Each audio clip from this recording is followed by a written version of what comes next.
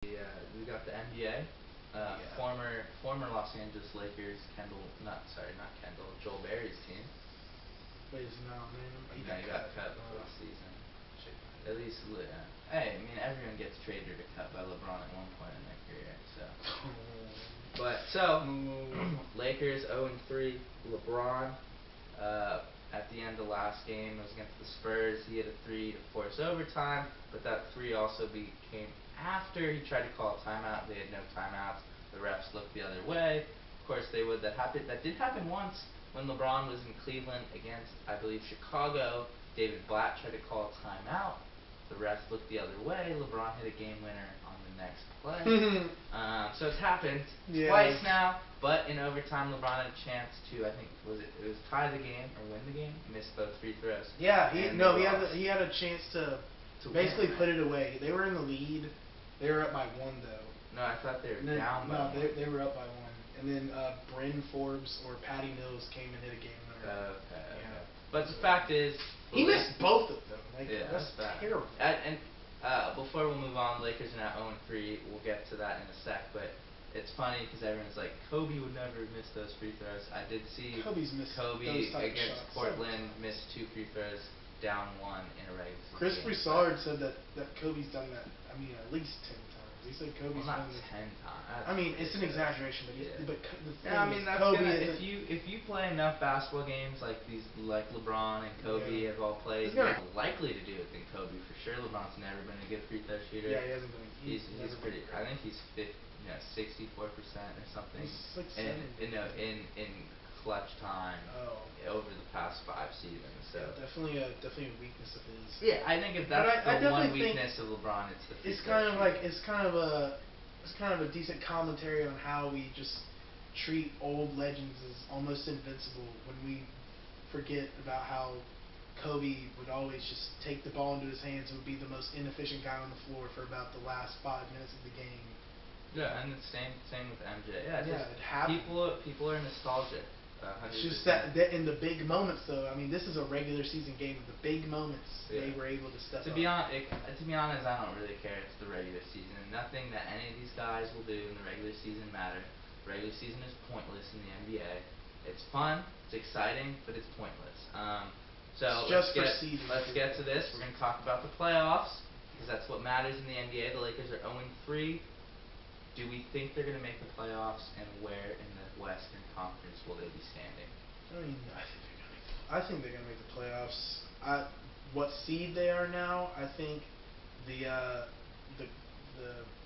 reservations people had about LA not being able to shoot the 3 are definitely being realized right now. I think that their offense is extremely efficient. Their defense is not as efficient. And while they're able to keep up with the scoring by making all those 2s because they have such good facilitators on the floor, in big moments you've got to be able to have guys that can knock down those 3s. And if you're down big, you've got to be able to have guys who can just launch them off quick. And I think KCP and Josh Hart, while they are capable 3-point shooters, KCP is a very streaky shooter. He's not a guy you can rely on all the time.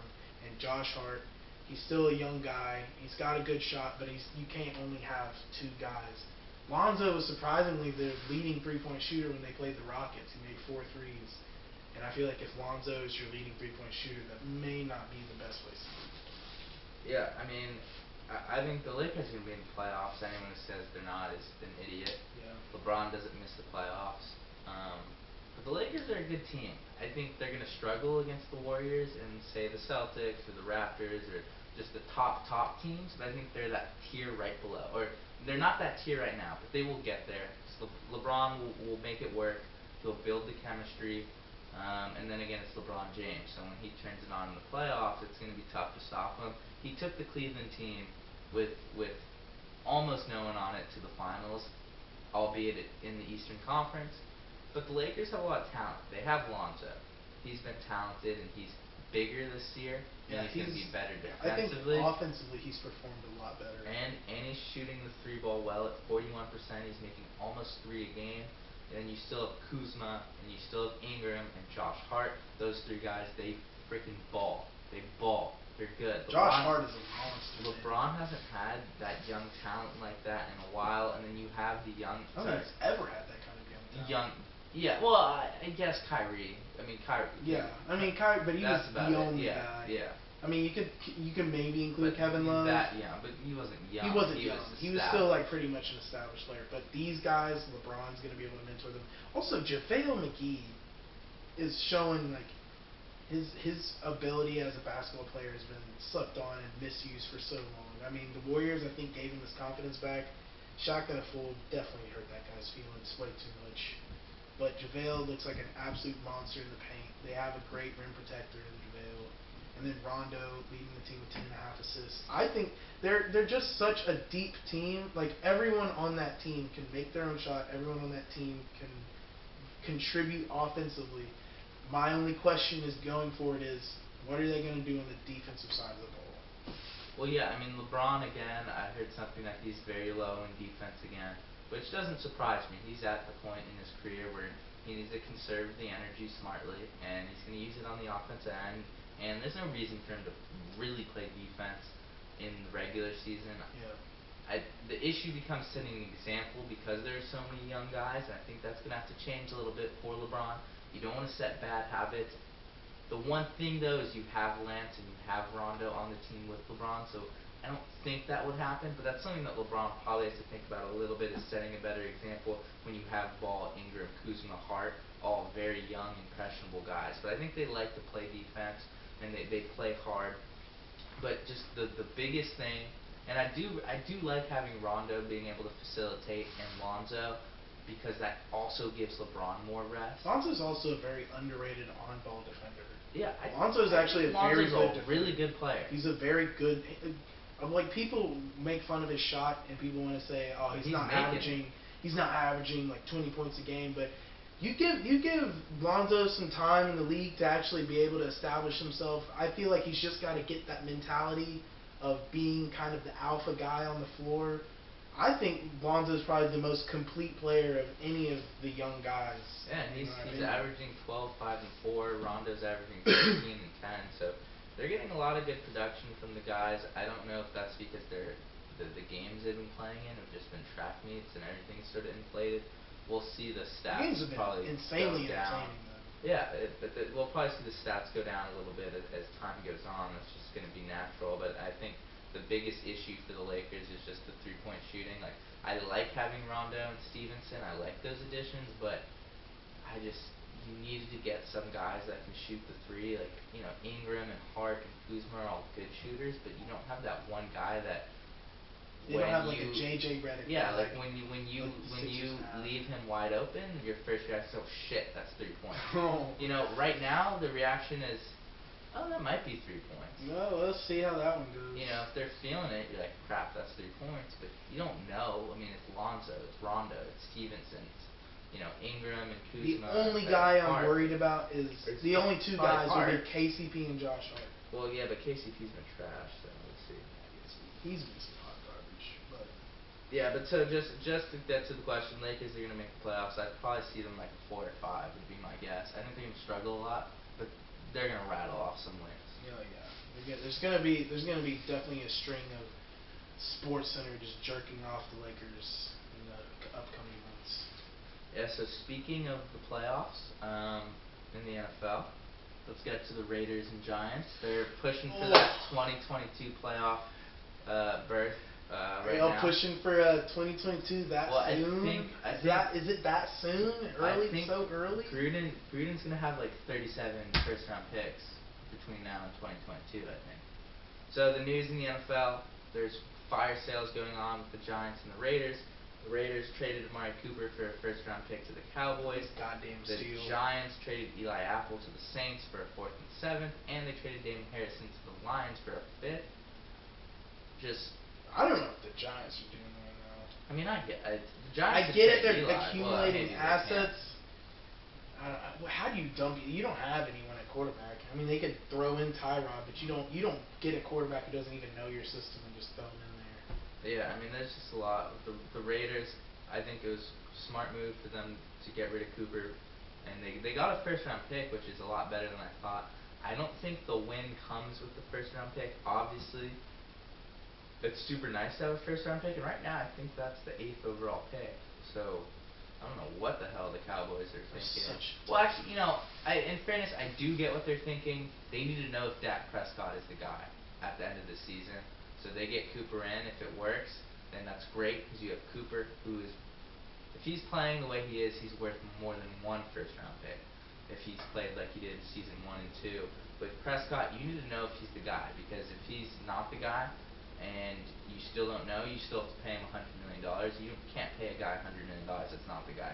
You need to figure that out. Is that what his contract said? No, He's still on a rookie he's contract. going to be, but they need to resign him after the season, so they need to get those weapons in, because now they have a running back, elite receiver, Cole Beasley, and a good offensive line. If he can't throw for 300 yards a game with that, then you got to move on. So I like Dak, but I agree. He's only thrown over 200 yards like maybe once or twice this season, hasn't he? It's been very few, far in between. I don't know what happened. I mean, in his defense, his talent at receiver, I mean, if your leading receiver is Cole Beasley, oh God. Yeah, I mean, that's tough. That's and, terrible. He's lost Witten. He's lost Des Bryant. Witten was a safety blanket. And then Yeah. Des, I feel like they were just starting to kind of build some chemistry there. But for the Cowboys, while I think a first rounder was too much for this, I think that them going out and getting Amari Cooper shows that they're still trying to stay competitive. I think it was an aggressive move. If Amari Cooper pays off, we're going to be hearing about how insane the Cowboys front office is for the rest of the season, from Will Kane and all those assholes at First Take, and Skip Bayless. But I think I think that the Raiders definitely won that trade. Also, Carlos Hyde to the Jaguars. They've been without Fournette for a very long time. Yeah, I'm interested what the Browns were thinking. I get moving him, but they're trying to pick's not a lot. I think they're just going. They're going full on with Nick Chubb as their thing. And I guess because Nick Chubb, Georgia boys, I think that's got to be he's more of be a a salary dump than for the value in return. And I think that's why for the Raiders it makes so much sense, because if you're the Raiders and you kept Amari Cooper, his production probably would have stayed the same. And then at the end of this season, you have to decide: do I let Amari Cooper walk, or do I pay him $15 million a year? I'd rather have a first round pick and not have to make that decision, because right now I think Amari Cooper will be a great player, and I think that he needed that change of scenery.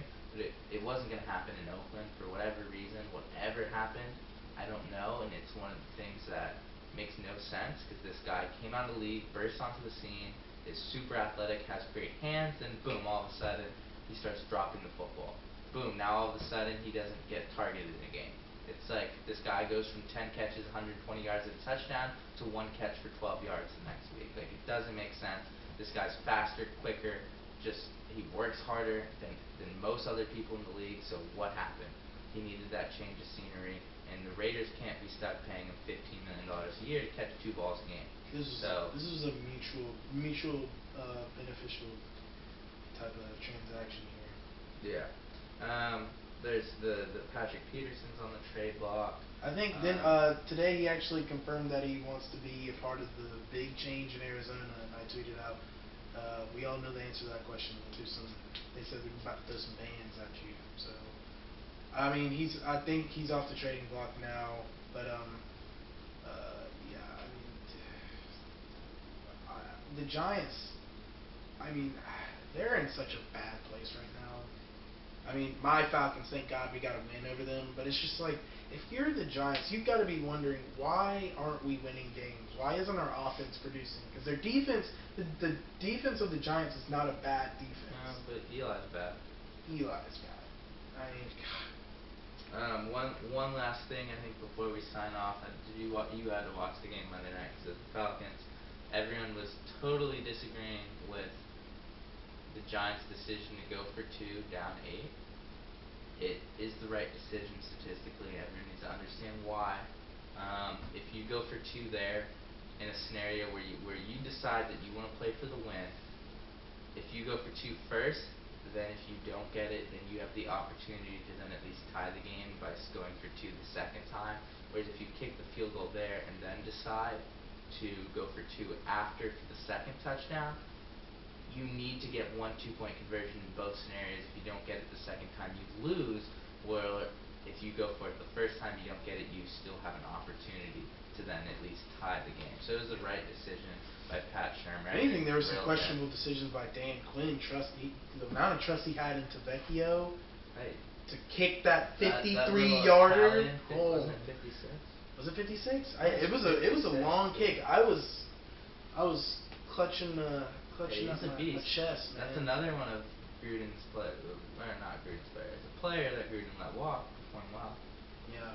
So I mean, too many Matt Bryan is kind of knocking on the door. Father Tom's knocking on his front door. So if we can, to Vecchio, you are welcome to the Falcons Nation, buddy. Especially after that performance. Yeah, absolutely. All right. Thank you guys for tuning in.